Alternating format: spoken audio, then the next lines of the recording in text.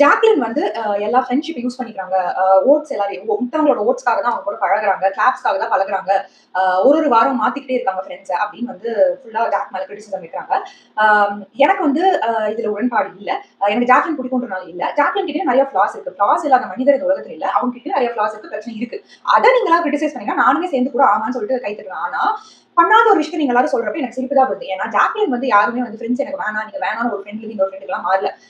அங்க இருக்க பீப்புள் தான் ஜாக்லின் கிட்ட இருந்து ஒதுங்கி போனாங்க. ஏன்னா வாரம் வாரம் அவங்க தான் ஹோஸ்ட் கிட்ட ரோஸ்ட் வாங்குவாங்க. ஒரு அப்ரிசியேஷனும் இருக்காது. அவங்கள உடனே ரோஸ்ட் பண்ண உடனே இவங்க வந்து ஓ ஜாக்லின் வந்து மொக்க கண்டஸ்டன்ட் போல அப்படின்னு அவங்க தான் ஸ்விட்ச் சைட்ஸ் பண்ணாங்க. இப்போ சௌந்தர்யா கூட இருந்தாங்க, சௌந்தர்யா பேசாம போயிட்டாங்க. அப்ப ஜாக்லின் என்ன தனியா போய் உட்காரணுமா? அவங்களால அப்படி இருக்க முடியாது. சுமிதாவும் கூட போய் பேசினாங்க. அப்படிதான் முத்துவோட மஞ்சுரியோட பேச ஆரம்பிச்சாங்க.